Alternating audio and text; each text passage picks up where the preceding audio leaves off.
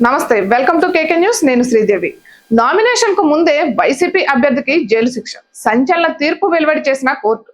ఎన్నికల ముంగిట అధికార వైసీపీకి షాక్ తగిలింది. ఆ పార్టీ ఎమ్మెల్యే అభ్యర్థిగా పోటీ చేస్తున్న నేతలకు ఏడాదిన్నర జైలు శిక్ష పడింది. 28 ఏళ్ల కిందట దళితులను హింసించి శిరోమండనం చేసినందుకు కోర్టు కఠిన శిక్ష విధించింది. దీంతో రాష్ట్ర వ్యాప్తంగా ఇది సంచలనంగా మారింది. సరిగ్గా నామినేషన్ల పర్వం ప్రారంభమవుతుందనగా కోర్టు తీర్పు వెల్లడించింది. దీంతో సదరు నేత ఆందోళనకు గురయ్యారు. ఇంతకీ ఆ నేత ఎవరంటే ఎమ్మెల్సీ తోట త్రిమూర్తులు. 1996లో త్రిమూర్తులు టీడీపీ కీలక నేతగా ఉండేవారు.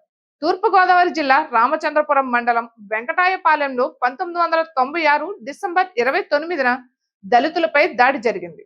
5గురు దళితులను దారుణంగా హింసించారు. ఇద్దరికి శిరోమండనం కూడా చేశారు. ఈ కేసులో తోట త్రిమూర్తులు నిందితుడిగా ఉన్నారు. గత 28 సంవత్సరాలుగా విచారణ కొనసాగుతూనే ఉంది. 148 సార్లు కేసు వాయిదా పడింది. దీనిపై దళిత సంఘాలు, ప్రజా సంఘాలు తీవ్ర నిరసన వ్యక్తం చేశాయి. అయితే ఈ కేసుకు సంబంధించి తుది తీర్పును విశాఖపట్నం కోర్టు మంగళవారం ప్రకటించింది. తోట త్రిమూర్తులకు 18 నెలల జైలు శిక్షతో పాటు 2,50,000 జరిమానా విధించింది. టీడీపీలో కీలక నేతగా ఉన్న తోట త్రిమూర్తులు గత ఎన్నికలకు ముందు వైసీపీలో చేరారు. అనంతరం ఎమ్మెల్సీ అయ్యారు. ఇప్పుడు మండపేట నుంచి వైసీపీ అభ్యర్థిగా పోటీ చేస్తున్నారు.